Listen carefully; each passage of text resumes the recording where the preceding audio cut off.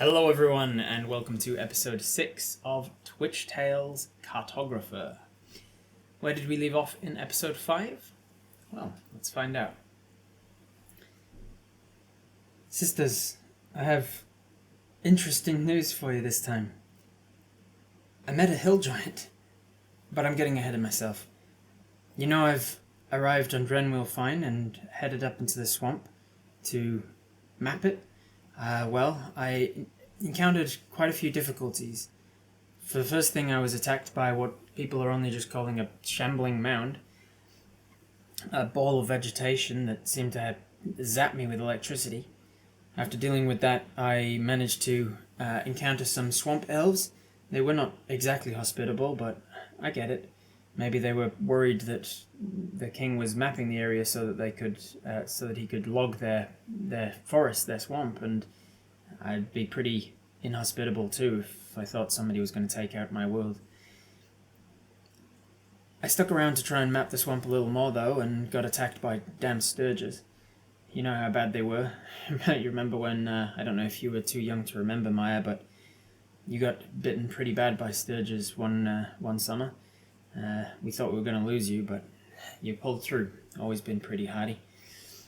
Well, after that I decided the swamp was too much for one person to be mapping, so I went back to Portsend and reported what I'd found to Randy at the guild. He realized that with the news that the dragon in the area, called the Hunter, had moved on a few months ago, he said that I needed to head to the king and report this to him. Apparently all sightings or rumors of any dragons in his country need to be reported. He also said that the king's grant to map the swamp was not going to be enough to hire guards needed, so I needed to explain this to the king and request further funding. I'm pretty nervous, I'm not going to lie. I have never met royalty before. Apparently I have to dress nice. Maybe I'll have to find someone who can clean my clothes or something. I don't know if I can afford brand new fancy clothes. Anyway, I set off walking to the capital. It's a very pleasant walk. It's a nice temperate place here. It's not too hot. I met some nice people on the way and had some nice restful walk until the next day. I went to sleep in a tree and I woke up in the night to some sort of strange vulture-like thing staring at me. It didn't become a problem, thankfully. It flew off as soon as I woke up. And the next morning, I set off on the way only to be encountered by some sort of goats running past me. And the problem was, chasing these runaway goats was a hill giant. He was easily twice my size. And at first, I didn't think much of it. He seemed to not be paying me any mind, and I was not proving a threat to him. But then I realized, I think it's a kid. He was acting a lot younger than I thought a hill giant would, and he seemed scared. And I remember reading in, I think it was your book, Monarchy, about hill giants and how they're like 16 feet tall. This one was probably about 12 feet tall. I think he was young and starving. It's then that I realized there was a mob of angry farmers coming after him. I think he'd stolen their goats and they wanted to kill him. He ran away and I went to intervene with the farmers, and thankfully they listened to reason as I told them that, hey, he's only doing what comes naturally to him, and far from killing him, he'd actually be useful if they just feed him and look after him. It seemed like he was young enough to be impressionable, and they can train him to be a guard for their farms. After all, they were dealing with ankegs and griffins and boulet and all manner of things that farmers have to deal with. And having a hill giant instead of a farm dog could be very useful to keep their livestock in check. Anyway, they found one among their number who could speak giant and managed to tell the hill giant what their plan was: to feed him, keep him well fed, and keep him as a guard. And I think we managed to avert a tragedy this day. I'm pretty proud of myself. After that, I continued on towards the capital, and that's where I am now, approaching the city walls. And that's where we're picking up today. So, as you approach the capital of Wendraven, the large city that makes the district of rulership over all of the country of the Kingdom of Serentil. If Minaki and Maya could see you now, they would barely believe their eyes. You've seen villages, towns, and even a city or two in your time as a cartographer, but this has got to be the largest city you've ever seen, and the largest walls to boot. It's clear that from the north, from the mountain range that you just skirted round, several rivers and streams join right before the city of Wendraven, and Wendraven has used it to its advantage.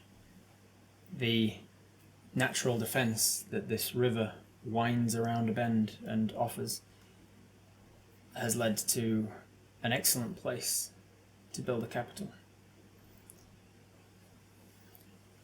You've never seen such huge walls in your life, running around them, acting like their defence, and only a couple of visible entries, stone walkways that enter from this side of the river to the city proper.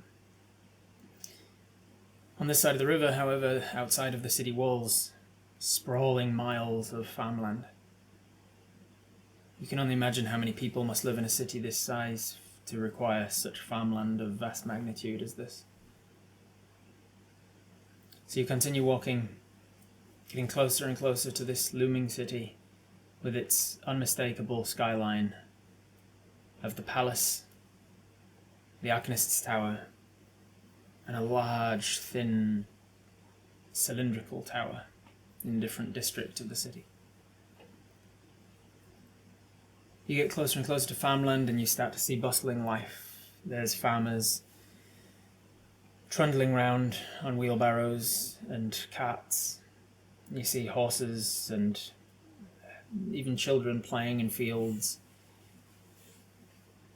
You get closer and closer and you can start to smell various different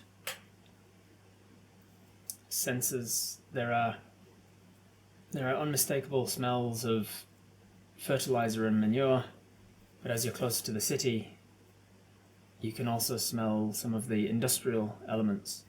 You can see some smoke from various chimneys over the city walls. You can smell with your keen scent, your olfactory senses. You can smell the heating of metal and the smelting of ores. It's a bustling city with lots of different districts, it seems. It's starting to drizzle a little bit, but it's coming and going in small showers and starts. It's mostly a sunny day. Eventually you get to the southern edge of the city, past the walls, past most of the city proper, and finally join the one and only bridge that you can see on this side of the river. It is a stone permanent bridge, but as you walk across it, you notice that there are arcane runes on either sides of the bridge.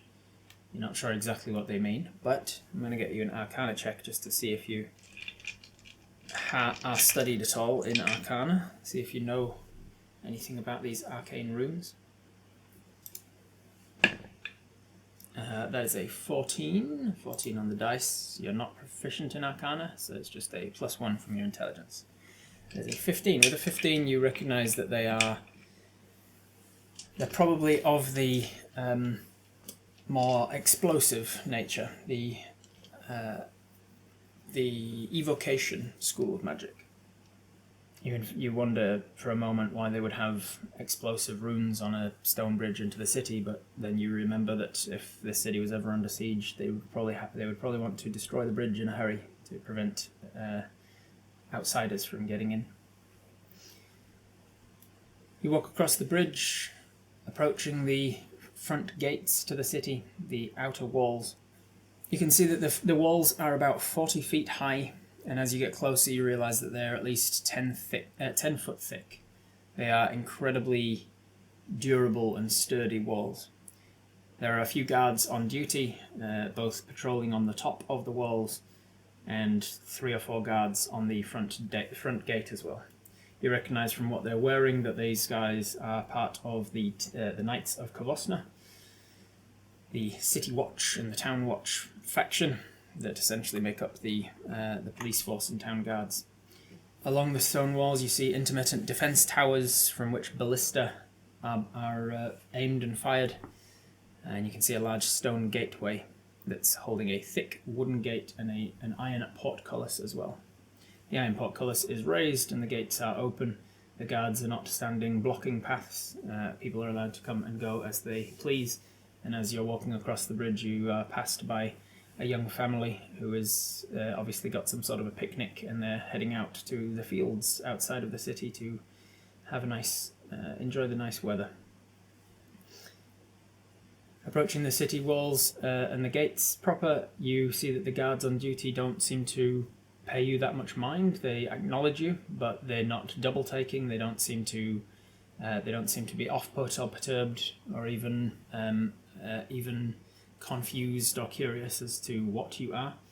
It's the first sign to you that this city is such a melting pot of various different races that there's a very real chance they've seen Ernivora before, and if not, they don't really care who or what you are, as long as you don't cause trouble in the city. As you get closer to the actual guards, then you start to pass through the gates, and one of them nods at you in just recognition, and you pass into the city proper. You've entered the first district of the city, and you'll notice that it is mostly the residential district. This is a part of the town called West Town. Very appropriately named, it is the westernmost district of the city.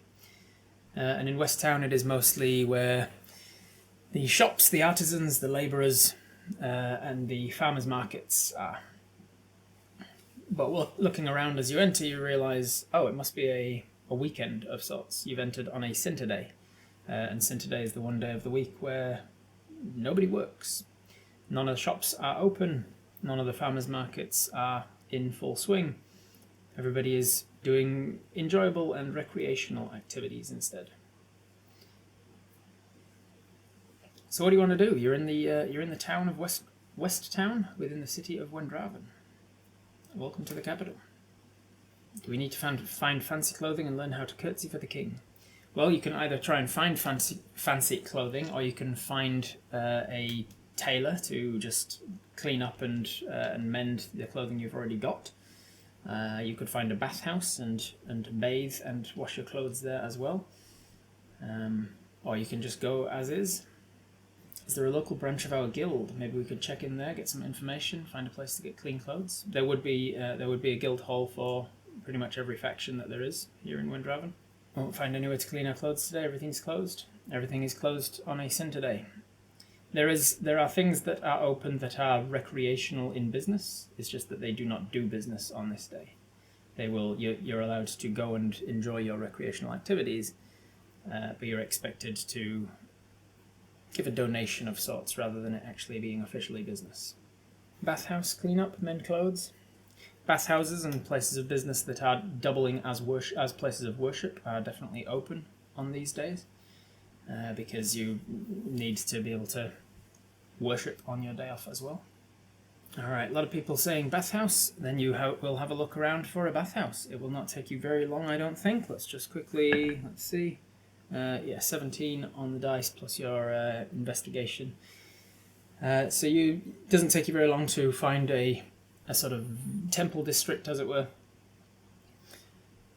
The buildings are all very nice, very well made, very well maintained as well. It seems like there's a decent income to this city to keep its residential district looking well.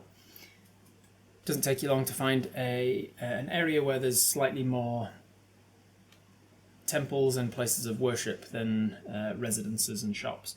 But once you get there, you look around looking for the sign of Serani, the goddess of purity and cleanliness, and you manage to find one easily enough. It is a bathhouse. You walk in through the front doors.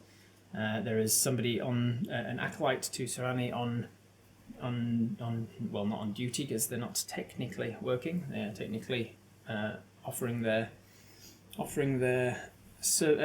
help and assistance with those who need to worship Sarani. But on a day like today, they do not technically take money for their services. There is a sign that says, on Sinta days, feel free to enjoy our services free of cost. If you wish to donate to the upkeep of the temple, a voluntary donation is welcome, and there's a little sort of donation box. But on Sinta days, they can't take money for their businesses. It's the same elsewhere in the city as well.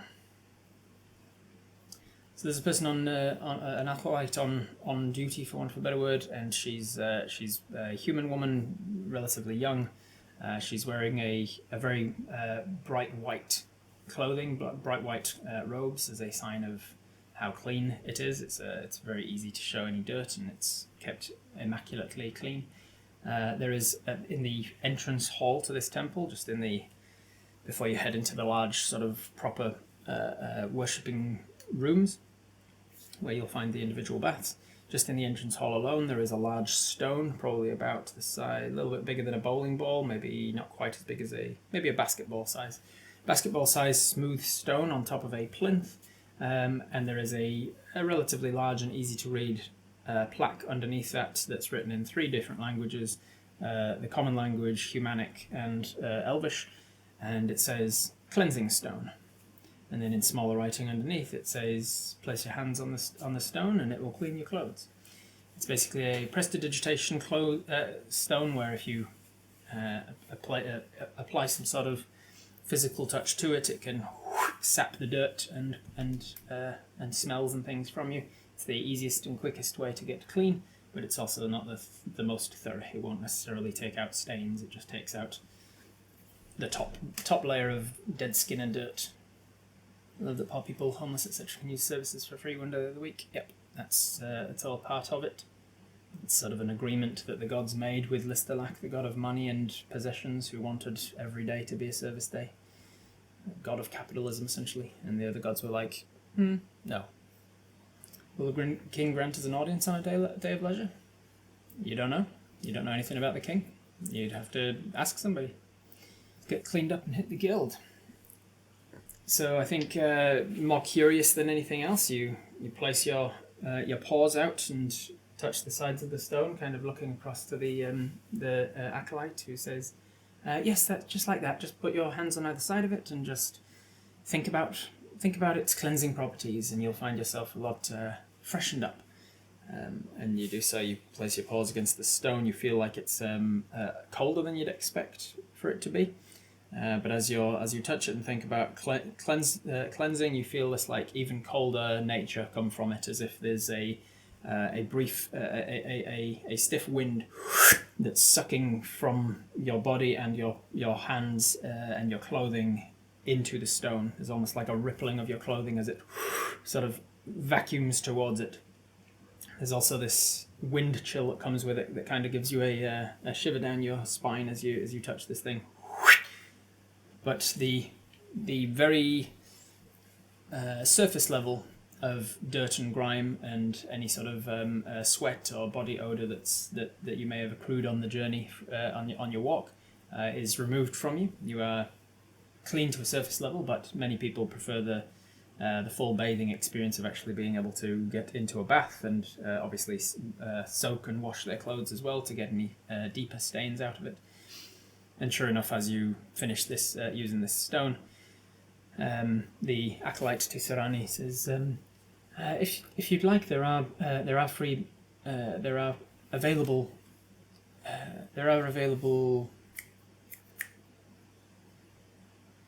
What the hell is the word I'm looking for? Rooms of worship, I guess. If you'd like, there are available rooms of worship in the temple," by which she means individual private baths. She's just asking if you want to actually use the proper services of the temple, or whether you are done with if you're happy enough with just the surface stuff. The sanctums. There are private sanctums available. Sort of like a full-body Dyson Airblade. Yes, very, very much like that, actually. Only more. It's not literally just blowing the dirt off you. It's like magically sucking dead skin and hair and things from you as well. Let's go for it. We've been in a swamp and it's not often we get a hot bath. Alright, a lot of people saying no though. Most people saying no, let's not bother, let's get going. Let's put it to a proper yes no. Thumbs up if you want to stay and have a full bath. It's theoretically free, but you might want to donate something. But thumbs down if you do not want to stay and have a bath. Yes, yes, no, no, yes, no, no, yes, yes, no, yes, no, yes, no, yes, no, yes, no, no, yes, no, yes, no, yes, no. Damn, this is close. This is too close to call. I'm going to have to put this to a poll. Alright, with 63% of the vote, you decide, yeah, we should probably have a bath. It's going to be relaxing after the ordeals we've been through in the swamp and living in a tree last night and walking through farmland and stuff. And it's not often we get a nice bath. We haven't bathed in several days now. And we're about to meet the king, so yeah, you know what? Yes. And you said you agree to this, lady. Yes, actually, please. If there's a private sanctum available, I'd like to bathe. How much is it? And she says, well, it would normally be. That's my. It would normally be 2 silver for a one of the regular rooms. If you want something a little bit more luxurious or involved, if you'd like the entire package of massage and laundry services as well, it could be as much as a gold. But on days of leisure and cinta days, the rooms are free. If a donation is still appreciated. If you do partake in some of the more luxurious services that we offer. We didn't get given a specific time for the meeting, we should be fine. Donate a silver and be quick, donate 2 silver. Give a gold but have a quick little bath. Donate 2 silver and do a regular thing, bathe quickly, copper. Bathe and switch into our extra clothes. Are they cleaner? Our extra set of clothes in our bags would be cleaner because we're not wearing them and haven't been wearing them the last few days. Alright, lots of people saying donate the usual amount of 2 silver, so we'll go across to your inventory. I'll mark off 2 silver.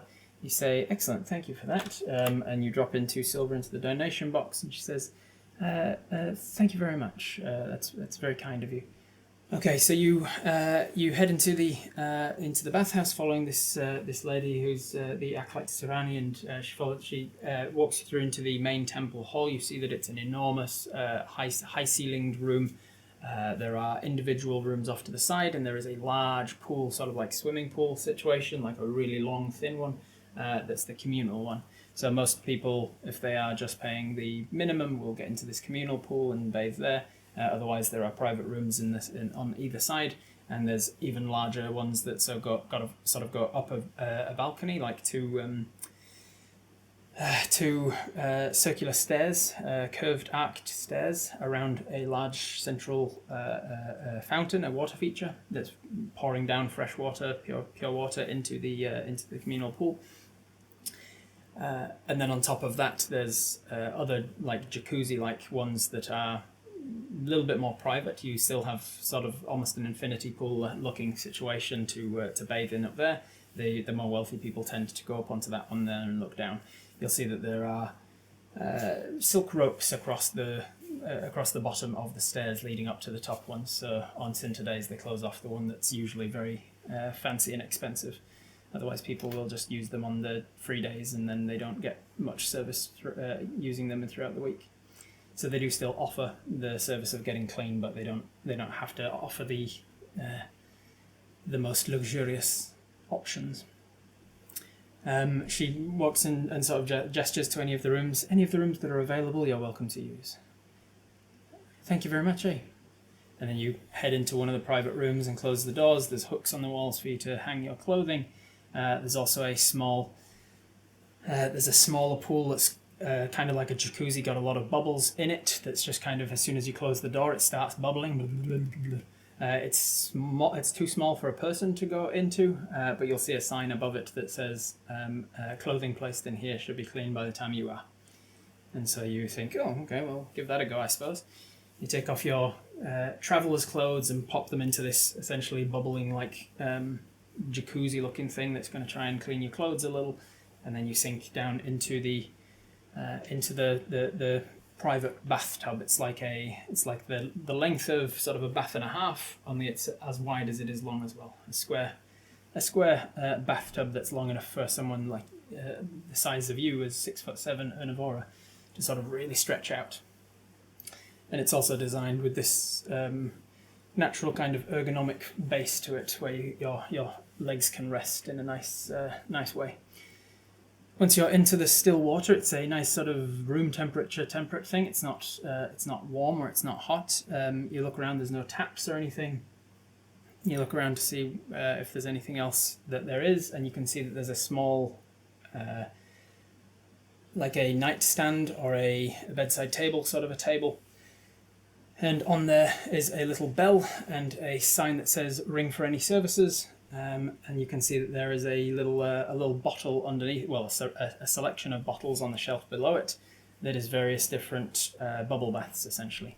And they've got different labels on them, and you can use them at your leisure, it seems. So you grab some of the bubble bath, you look at the different, open the, whoa, not that one. It's quite nice, though. Have a little smell of them. Oh, these are nice. And then you pour some of it into the water. The moment that you do, it seems like you don't have to like mix it up to make the bubbles. As soon as some of the bubble bath hits the water, it seems to spread out throughout the entire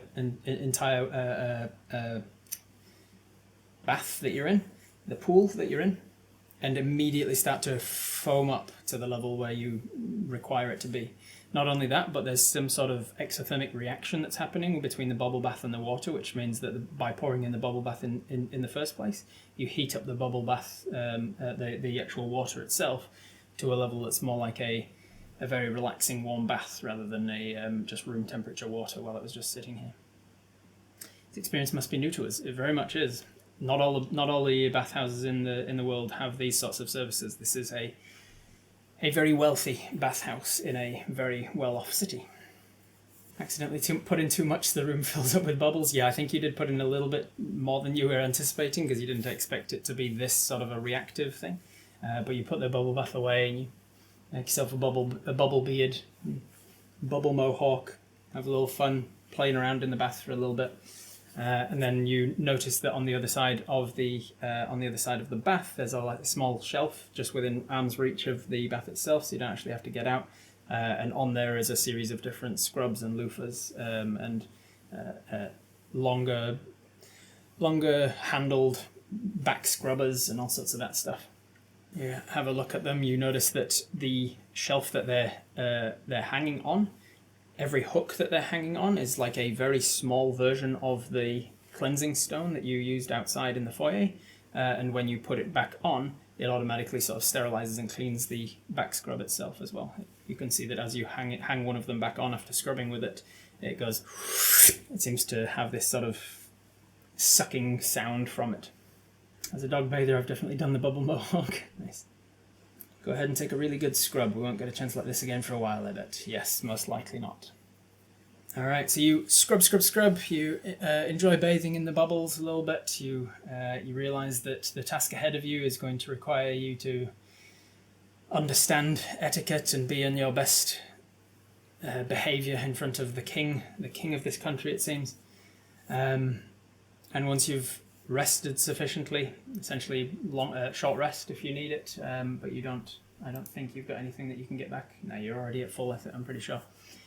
So you have a good old short rest, and then you eventually, the bubbles start to fade and you get out of the bath. Look around for towels and see that there's a wall of different towels hanging at various different thicknesses and fluffinesses. There's bath towels, beach towels. There's ones that are basically sized as bath towels for halflings, all the way up to bath towels for Goliaths. and you find one that's an appropriate size for you and dry yourself off. You see another one of those similar sort of cleansing stones that's by the door. It was sort of behind the door as you walked in, so you didn't notice it at first. But you think, well, I don't need to use it because I've already cleaned myself off. But you notice that that there's a sign on it that says quick dry, and you think, oh, okay. And with your very sopping wet fur, it's going to take a while for you to dry off. You walk over and give it a try, and when you put your hands on this one, unlike the other one that was a little colder to the touch than you expected, this one's a little warmer than you expected. Feels like a stone that's been sitting out in the sun for an hour or two. As you put your hands to it, instead of sucking, it seems to be blowing. This warm air has blown over you. And after about 10 seconds or so of that one, you let go of it and you look down, and you're probably going to need to comb your hair back into a normal location because it's kind of blown drying backwards a little bit, but you are extra fluffy. You walk back over to the pool that's bubbling away with your clothes in it, and there's like a set of large tongs with almost like salad tongs off to the side, about a meter long. You can take those off the hanger of the side of the wall and pull your sopping wet clothes out. There's like a little basket next to them, and you put them in the basket. And as soon as you drop them into the basket, it seems like it knows when it's sort of reading your intention. It seems, because as soon as the last piece of your items of clothing is in this basket, the basket seems to just like start to spin. It's a centrifuge essentially, and it starts to spin out, and all of the water that is being flicked off is now being flicked onto you again, and you think, oh, people are probably meant to dry these before they dry themselves, I guess. It's new to you, you're working it out. But it's flying off everywhere, and after it spins and spins and spins, it slows down again. You grab your clothes out, and they're still a little bit damp, but in the ways of... but most of the water's actually been taken off them. They're going to need just like to air dry a bit. And then you realise, oh, that's why the room is laid out like this, because the drying stone is on your way out. So you clean yourself, you dry yourself as much as you can with the towel, you put your clothes in the centrifuge.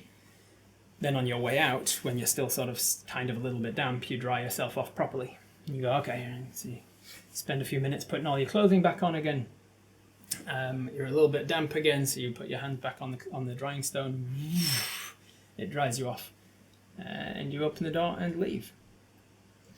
Heading out into the communal area of this temple, you see the long pool, and there's a good like 24 people in there now.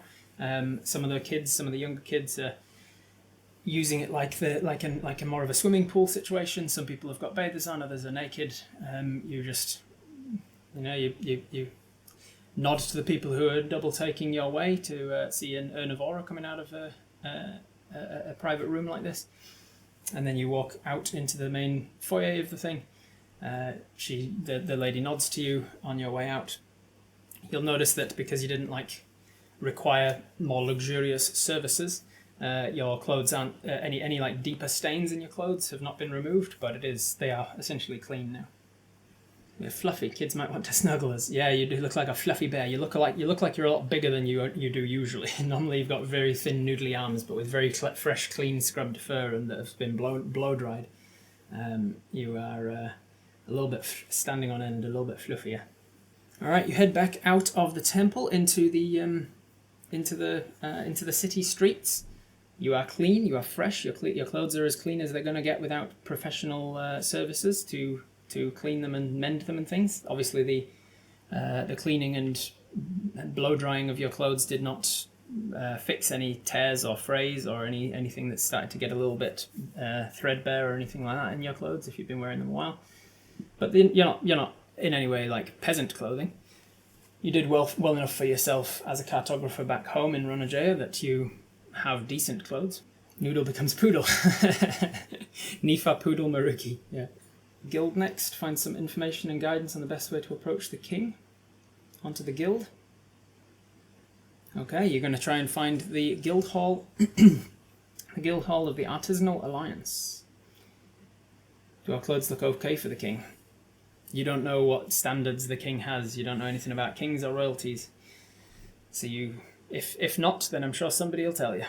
Once you start to get closer, and people are like, "Are you really wearing that to the king?" Maybe they'll tell you. Otherwise, maybe you're fine. Check the letter.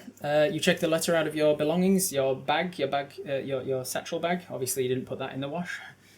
You check that your letter's still there. It is. It's a rolled up piece of parchment with a wax seal on it from the guild. So you still got it. All right, let's see how well you can find the guild hall. Let's roll you an investigation check. 13 plus 1 investigation is a 14. With a 14 investigation check, it's above average, but it's not fantastic. You are going to find the guild hall, but actually, thinking about it, is the guild hall in the west town? Yes, it is. Yeah, this is where the artisans live. Yeah, you start asking around if needed to find the guild hall. It doesn't take you very long, especially if you start asking for directions. You'll walk into an area of town that's near the military, near the wall into the next district along to the east, which is the military precinct. As somebody mentions when you ask them directions. You find the Artisanal Alliance Guild halls, the compound of halls that make up the guild hall faction. And you enter into the compound, looking for the doorway to the Artisanal Alliance, the brush and quill specifically. You find it. It's the symbol of the brush and quill above the door. And as you go and knock on the door, you realise it is locked up. You try the handle, it is locked, and you're reminded, oh yeah, it's a Sunday essentially. And on Sundays people don't work, and there's no reason for an artisan to go to the artisanal hall and the guild hall to do work on a day of no work. Unfortunately, nobody is at work today.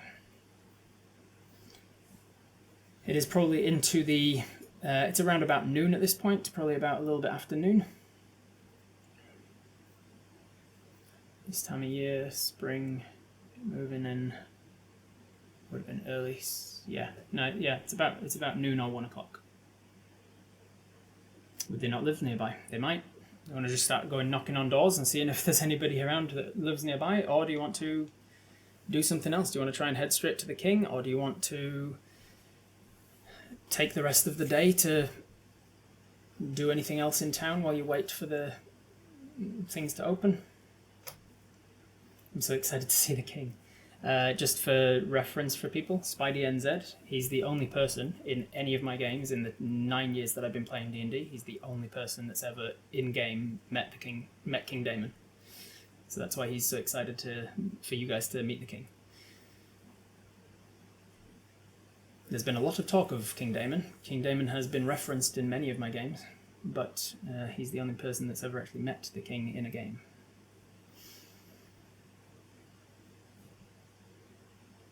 And it was in a solo game between him and I as well, so not even the rest of his party have met the king. Go find food and ask about if we can find anyone from the guild. Try the palace directly. Go to the palace, head to the king. Not sure the king would see anybody on a weekend. You don't know until you ask. What do we know about the king? Nothing. In one of the previous episodes, we rolled an insight check to see if you could interpret what the king's intentions with the forest might be, and you got a nat 1, which I think told us pretty clearly that you don't know anything about this king. After we get closed, the guards will probably tell us what we need to do before meeting the king. Isn't it Sunday the king for the king as well? It is, yes. Alright, a lot of people saying go meet the king, or at least try to. So leaving the faction hall and heading towards the military precinct, you see that there are interior walls to this city as well. On top of the defences of the exterior 40-foot high walls, there are within city a couple of interior walls, dividing the city into very distinct districts. You see that there are 30 feet high walls on the interior that are only 8 feet thick, so it's a little shorter and a little less thick walls on the interior. The west city that you're in is divided from the military precinct. And you'll see that the exterior to the gate cities are open at daybreak, and the interior gates are open now as well. You'll see that there are guards on duty on the interior gates, but again, much like the ones entering the city, they're not barring entry, they're just taking note of who's coming and going, generally speaking. You approach through the gates, and one of them says, "Welcome to the military precinct." You say, "Oh, thank you very much." You look around and you see that there is a distinct difference, a very vast and very quick distinction between the two districts that you've seen so far. While West Town seems to be shops, artisans, labourers and farmers markets for the most part, the military precinct seems to be blacksmiths, weaponsmiths, barracks, training grounds, and then a few things for the vast military of this city. A few amenities that they would need. So there are a few shops, there's some schools and playgrounds that you're noticing as well, and there's a few leisure activities like taverns, casinos and bathhouses in here as well. So there are a few of the amenities in both districts, just the necessities of living in those areas. But you gather that there's a lot of the military might of King Daemon, and this country is led from this precinct. The king might be accessible to the people today, same way that the bathhouse was accessible, maybe. Ask that guard what to do, he seems friendly enough. You say, "Oh, excuse me, sorry," and you turn back around and walk back to the gate. "Sorry to bother." No bother, what's up? I was wondering, I've been tasked with meeting the king. And he sort of cocks his head, and you're like, "Yeah, I was wondering, does he take visitors on Cinta days?" He goes, "Oh no, if you're, is it audience with the king you're wanting? You're requesting something?" He's looking up at you because he's only about 5'10" and you're 6'7". You're looking for audience with the king, and you're like, "Yeah, I've got a letter that says that I need to deliver it to the king." He goes, "Oh, very good. Tomorrow the king has audience in the morning. If you head over to the royal precinct," and he gestures like over the tops of the buildings that you can see. You're kind of a little bit elevated at this point. He gestures over in the continuing eastward direction. He says, "If you head over to the next interior walls, that's the royal precinct. If you head to the gates, you'll notice that they're closed. Public doesn't get access to the royal precinct. But if you talk to the guard on duty at the gates there and explain what your situation is, they'll make sure that you've got an appointment for when he has an audience tomorrow." "All right, thank you. I should probably mention it's about a dragon sighting, if you want to. Do you guys mention the fact that it's about a dragon to this guard on duty at the gate? In case suddenly that changes the urgency of it or anything. Don't mention it, go make an appointment, get signed up for an audience, head over that way, mention the dragon while we're making the appointment." Fair enough. Not to this guard, go mention it to the other guy. Yeah. Alright, so you head across this particular precinct. Again, all of the blacksmiths and the weaponsmiths are closed, it seems, for the day, being that they're enjoying themselves. You can see that the playgrounds and the parks within the military district are very busy.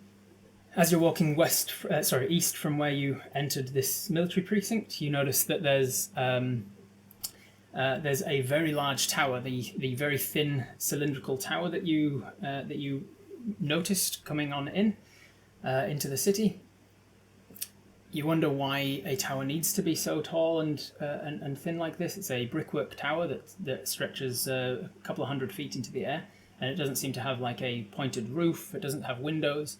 It doesn't seem to have much in the way of purpose as far as you understand, but you walk past it, there's a couple of people sort of sitting at the base of it, just like sketching it, doing artwork, or a couple of painters. There's a busker on the street who's just seemingly performing music. It's a day that you're very much picking up on the fact that people are just enjoying themselves and enjoying the relatively nice weather. Let's just see if the weather's turned at all since I last checked. No, it's gotten a little bit more drizzly. It's starting to get a little bit grayer, but it's still a relatively nice day. Even the spritz of rain isn't really off-putting from people enjoying the streets and enjoying themselves on this winter day. In my world, just reminding anybody who doesn't know, the week is 8 days long, and there's only 1 day of rest. So people work from the first day to the 7th day, and then on the 8th day they take a day of rest. So they really need it. So usually people don't let a little bit of rain stop them from getting out and enjoying the weather, especially because in the military precinct the air would not be as pleasant during the week after 7 full days of churning out smelters and blacksmiths and weaponsmiths, like churning out smoke and fumes and ash and dust and all sorts of that stuff. On the one day that they're not actually be in use, some of the fires in the city are still like kept burning on those days because some places actually need the fire to constantly be burning. So there are a couple of plumes of smoke that you saw from outside the city walls. But for the most part, this is the cleanest the air gets during the week, so people are enjoying themselves in the street. Are there any smoke coming from the big old chimney? No.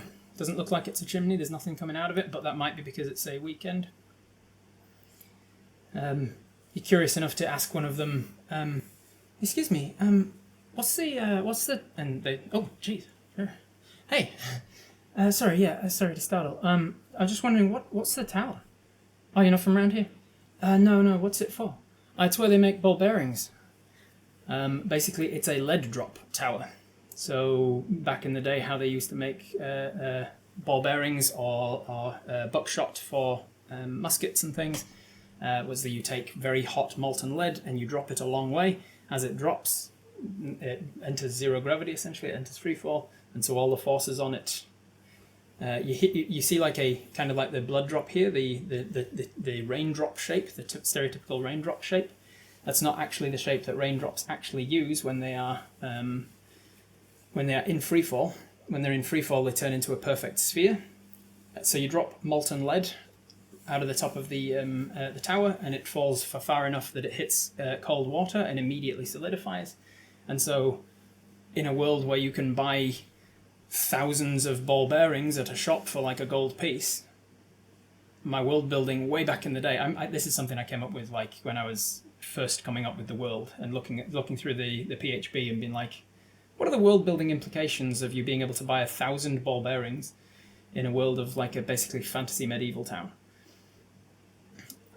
This entire town description was so Rob could tell us about his cool world building the old way of making ball bearings. 100%. Unashamedly. And so I came up with the fact that, they'd need to have like lead drops essentially. But they do, but it's so tall because unlike lead, the iron and the iron that they're using to make their ball bearings is actually a lot higher temperature. You have to get it to a lot higher temperature to make it molten. And so they are dropping lead at various parts within the tower and also iron from even further up. So yeah, it's a tower in the military precinct where they are making buckshot, where they're making ball bearings, where they're making ammunition for anything that they need to fire, sling bullets as well. Sling bullets are made in this tower as well. And it's a tower that is churning out throughout the week enough to provide the entire country with ball bearings, essentially.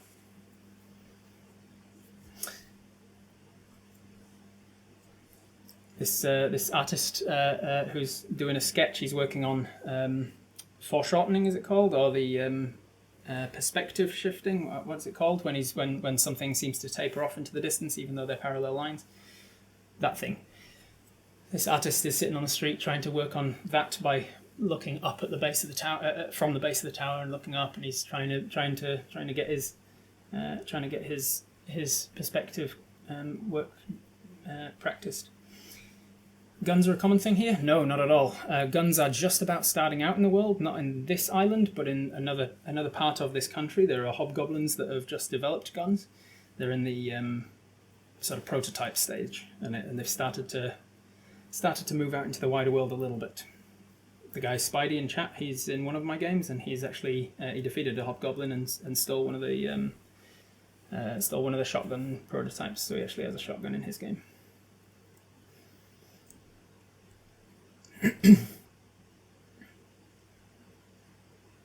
It's almost like a factory, basically, yeah.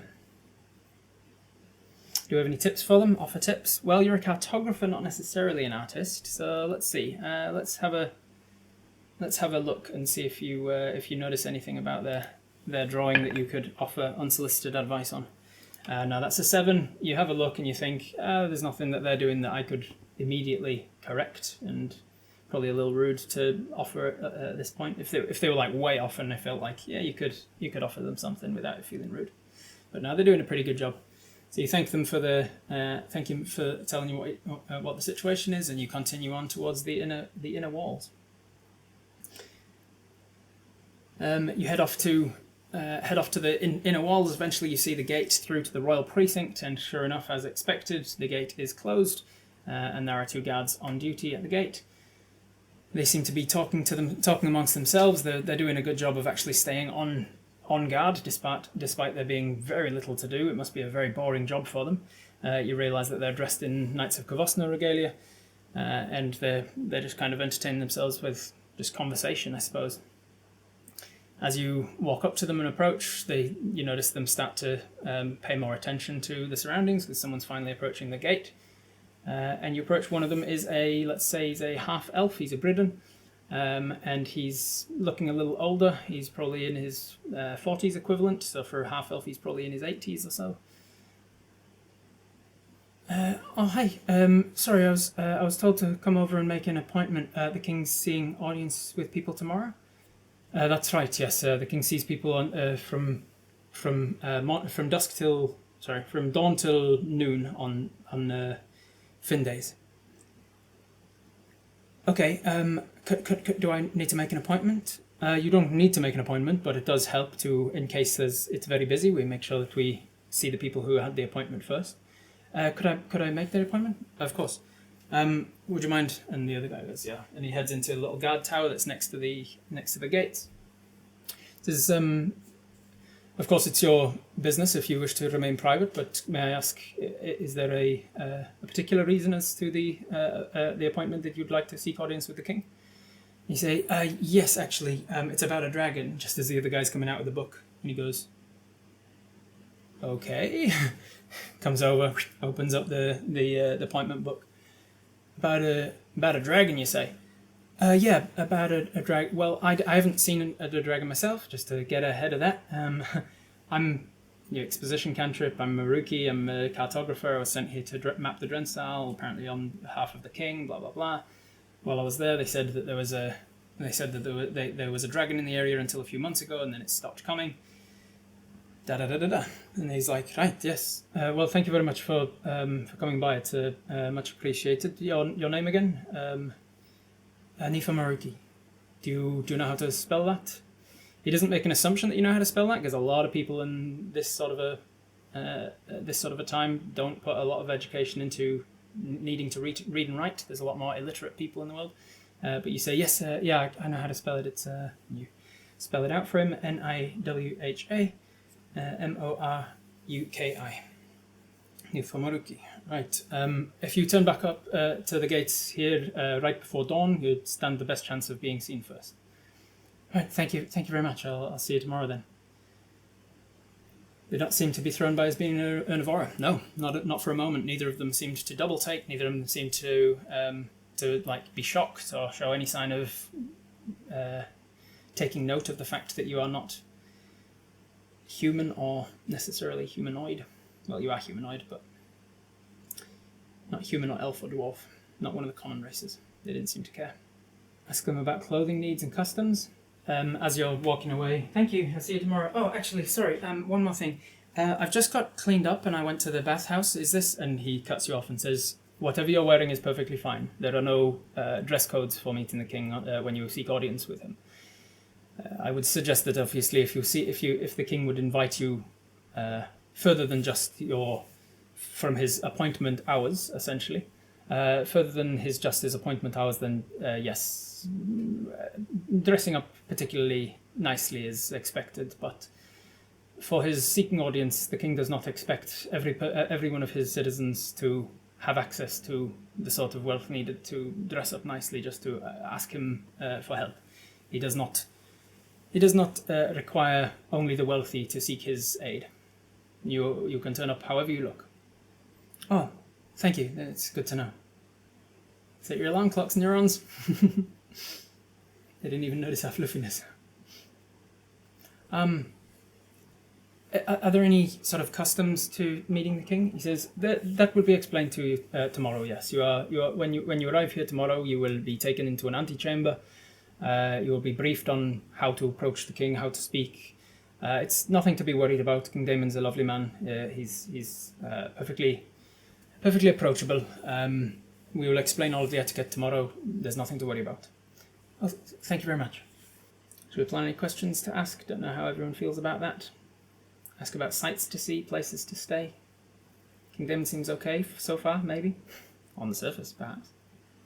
Okay, so what do you want to do? You have an afternoon and an evening to kill in town.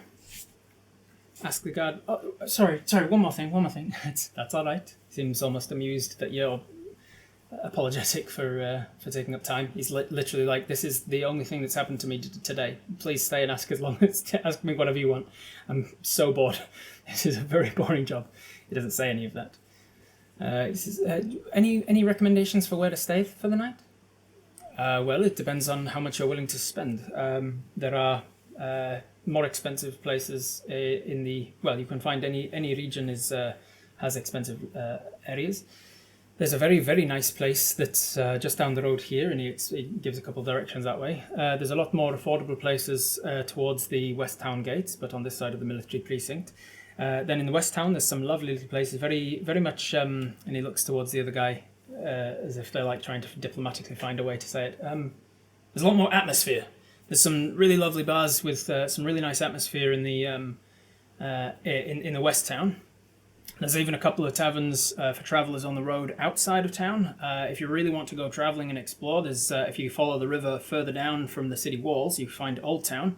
Old Town's a district that's sort of separate from the main town, but it's actually where Wendraven first began. There's a lovely place down there.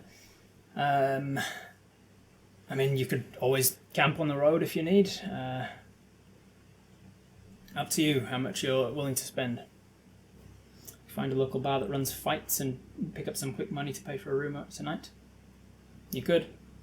You probably gathered from the comment about atmosphere and the fact that they both had to look to each other to see how to diplomatically say it, that there are probably a couple of fighting rings.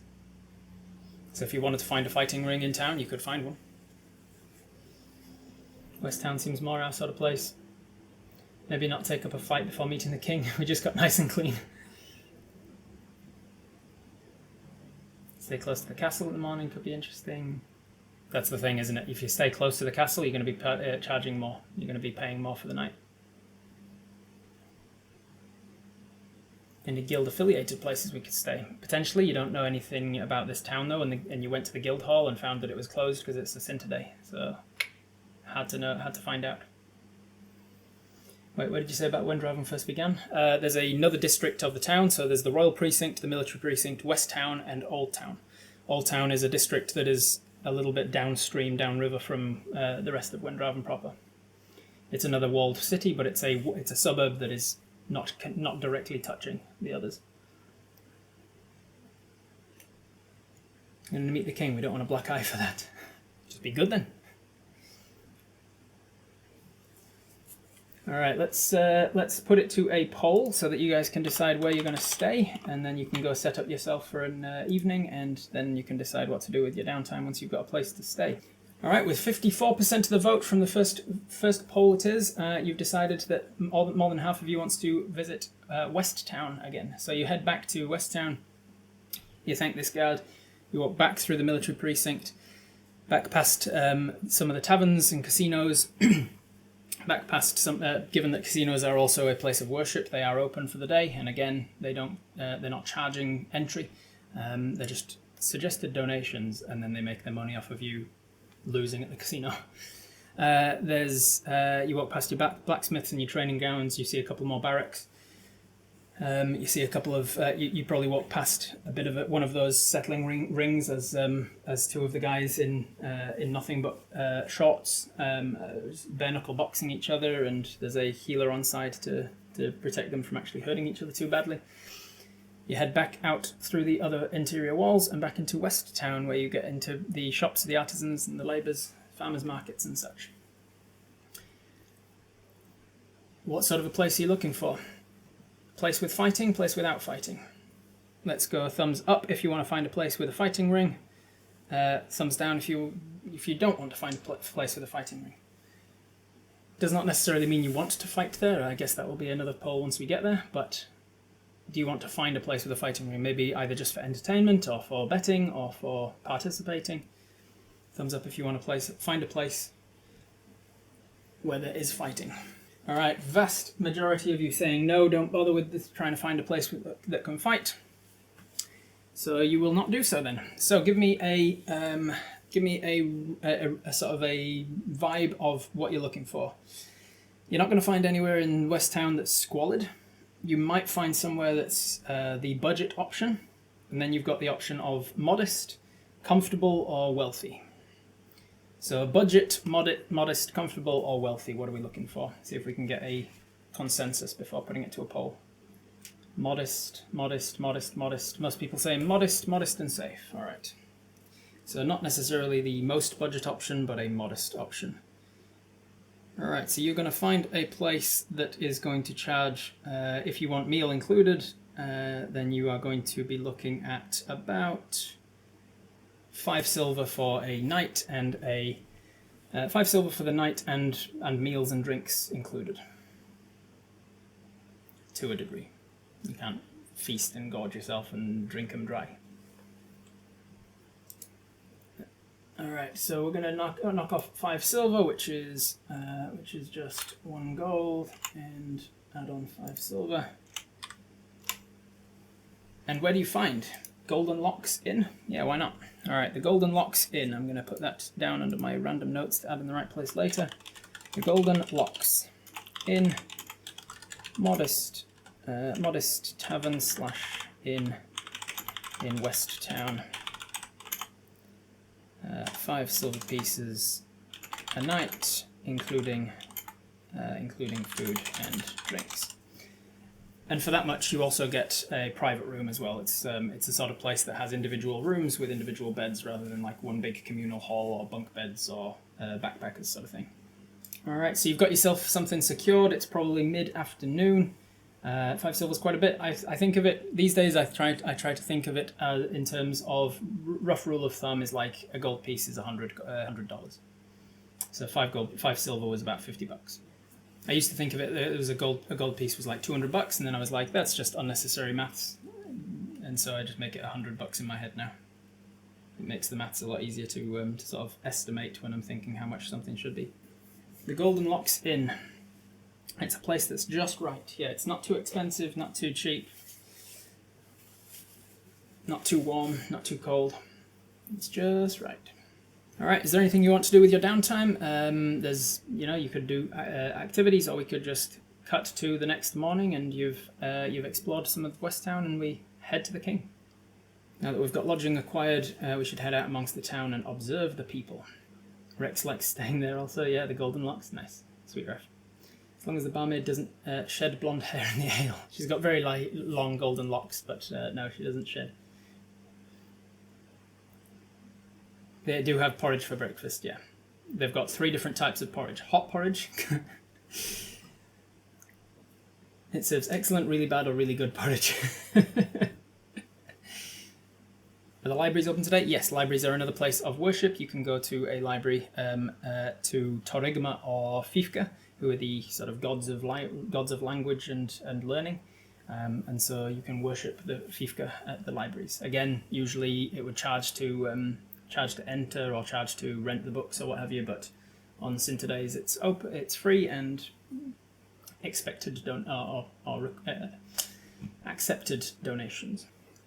This part want to rehearse what we'll say to the king tomorrow. Can we mend our clothes? You can try and mend your clothes for the rest of the day if you want, or you can go to the libraries and read. You can just spend the evening catching up on your letters to your sisters. Is there anything else? Is there anything in particular that we want to do?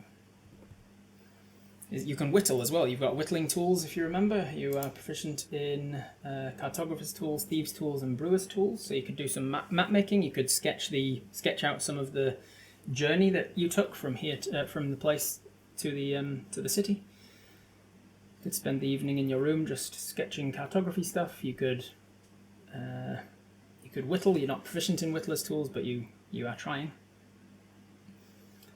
There is the training mechanic in my games, but I don't think a mini-shot it's going to come into account too much. Like, you could spend a few hours training and whittling and you'd get better at it and eventually become proficient in it, but probably better for long-term campaigns than mini-series.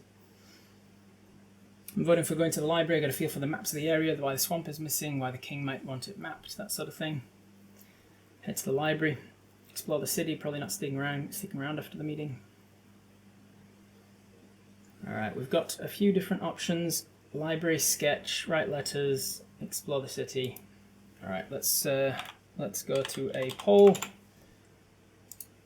what to do with the rest of the day. Whittle. Write/sketch. Library. Wander/explore. Or skip to next day. 56% of the vote decides we want to go visit the library. So as you head over towards, as you head out of the area you're in, you head back towards the temple district where you saw the bathhouse to Sarani, and you instead find the temple of worship to Fifka and Torigma. Let me tell you a little bit about them as we head into the library. Okay, so let's see. An open tome is Torigma's. Torigma is the less. I always forget which is the lesser and which is the greater god. Torigma is the lesser god. Torigma is a lesser god of the knowledge domain, whose portfolio includes information, truth, language, and writing. Place of worship is the library and shares some of their portfolio with Fifka. And their symbol is an open tome. Fifka is a greater god of the knowledge domain, whose portfolio includes information, truth, teaching, and learning, specifically about teaching and learning. Their places of worship tend to be schools and universities.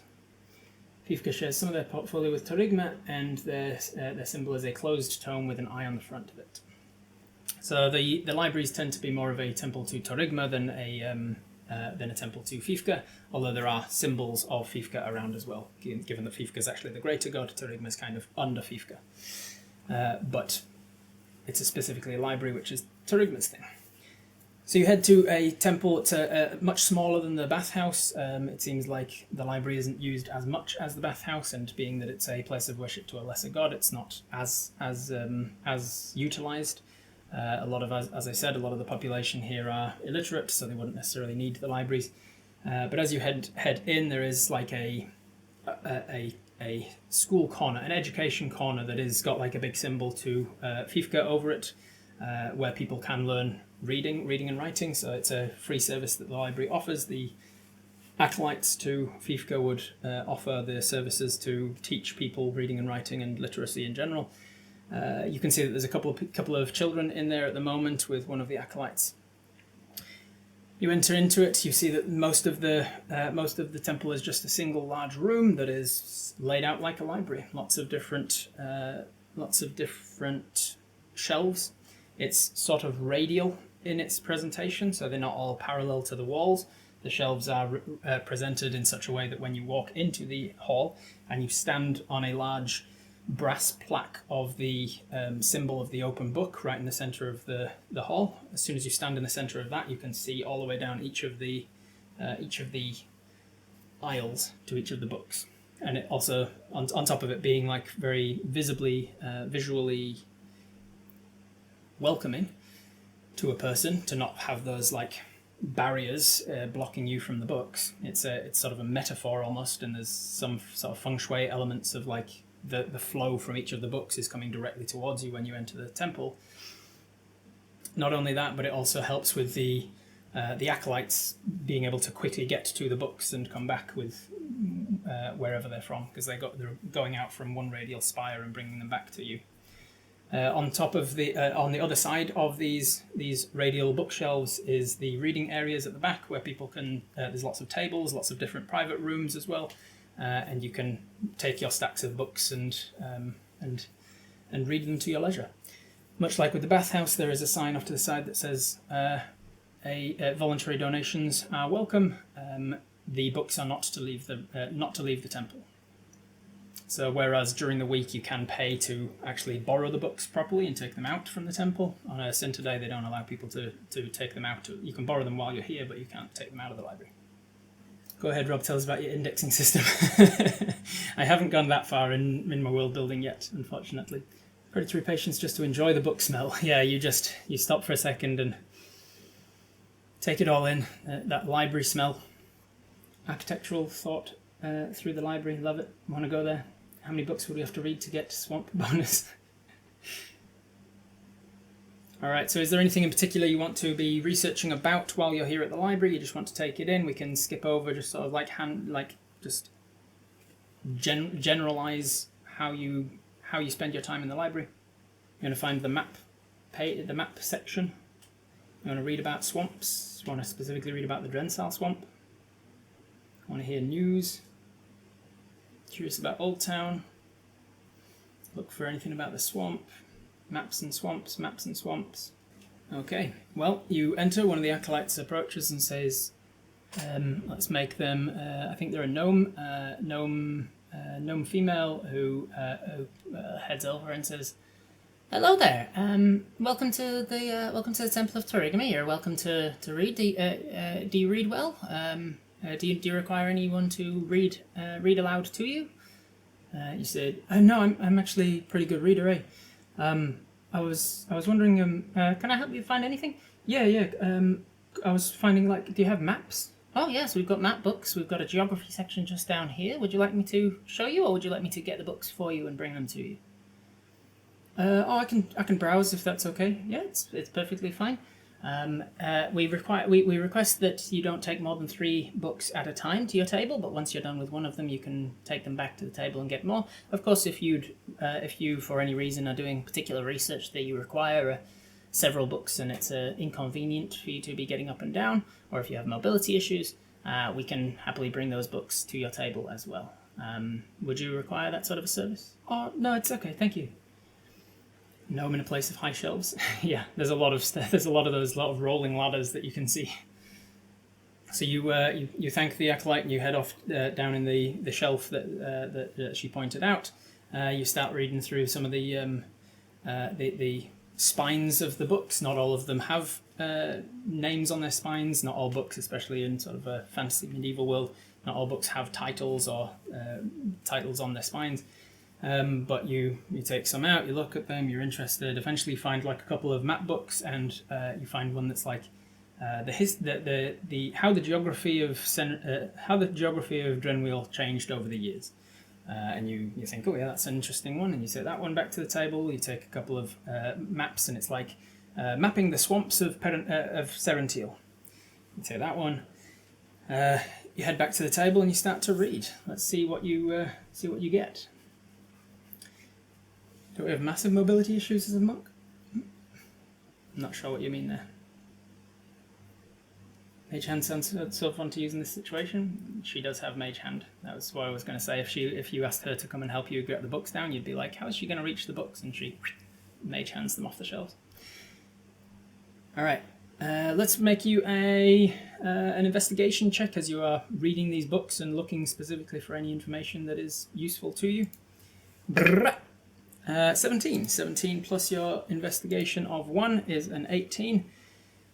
With an 18, you're doing a pretty good job of reading it. It's fascinating. It's not something that I am going to spend an hour improvising on the spot, but if in the future you need to know information that is pertinent from one of these books, we can flash back to you learning it from the book at this point. Do we have bare hands or more human dexterous fingers? Somewhere in between. You do have paws with bare fingers, but they are slightly longer than bare fingers are. Your claws are not so big to get in the way of stuff, but you do have claws, and most importantly, you do have opposable thumbs. So basically, you're like an anthropomorphic bear with bear-like human hands. So you learn whatever information you might need in the future from an 18 on an investigation check from these books. You learn a little bit about the swamps. I think you probably find the other one to be a little bit more interesting because it's slightly better written. The other one's a little bit dry, a little bit academic about swamps. It goes into a lot of detail about the ecology and the different chemical compositions of various different waters.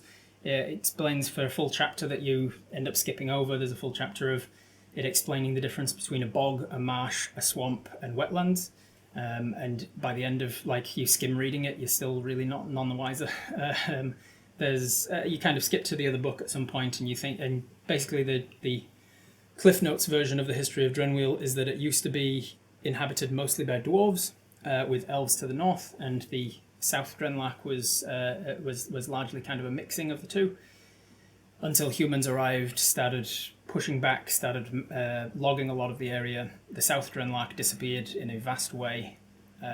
Also, it talks about that there is a proposed map in the book of how Drenwheel looked before Walkerak erupted, the enormous volcano in the center of the island. And before Walkerak erupted, there was no death plains because the death plains came from the lava flow from Walkerak.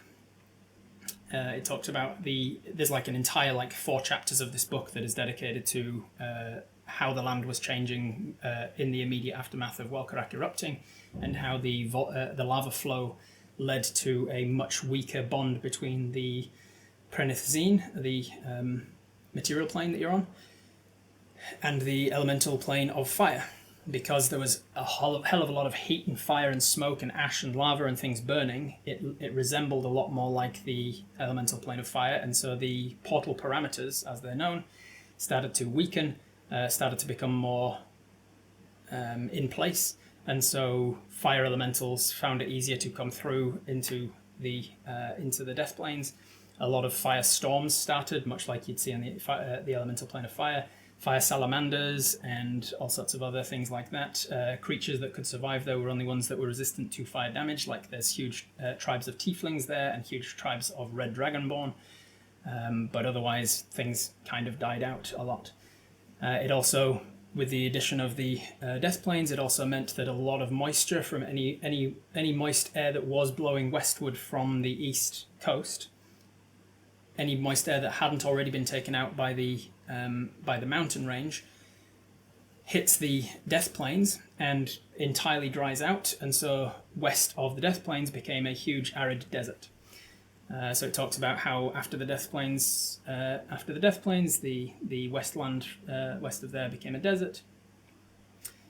Skimming through, you go through into essentially why Whitecraft was a very wealthy tax haven, because after the desert and the death plains, it became incredibly difficult to get to, which meant that it was very expensive for a tax collector to get out there, and so people that lived there just didn't pay taxes anymore, and so it became this tax haven for the wealthy.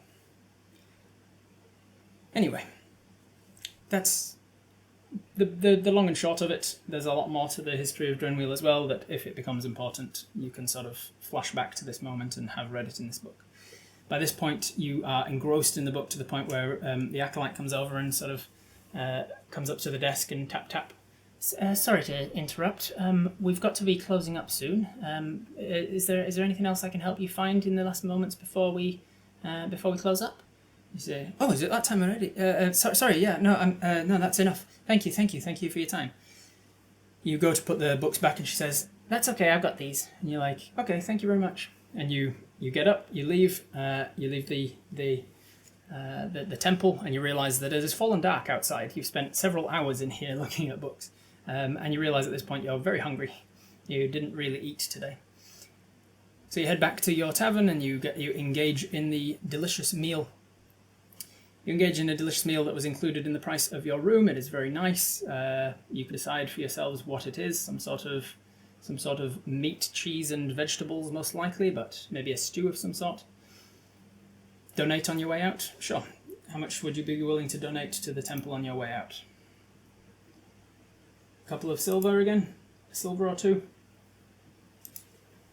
We'll say a couple of silver. You drop a couple of silver into the donation box, thank them for their time, and you head back to the tavern. Eating your fill and heading back to your... Stop self-inserting, Rob, with the forgetting to eat because you got hyper-fixated on learning stuff. I don't know what you're talking about. You head back to the tavern, the Golden Locks Inn, and you have a long rest. And that is where we're going to finish for this episode, and we'll pick up here next time. Thank you for joining me. I'll see you in episode 7. Huge thank you to my Monarch tier patrons that you can see on screen now. These are my highest tier patrons that just support me for the hell of it, I guess. I really appreciate it. Thank you so much.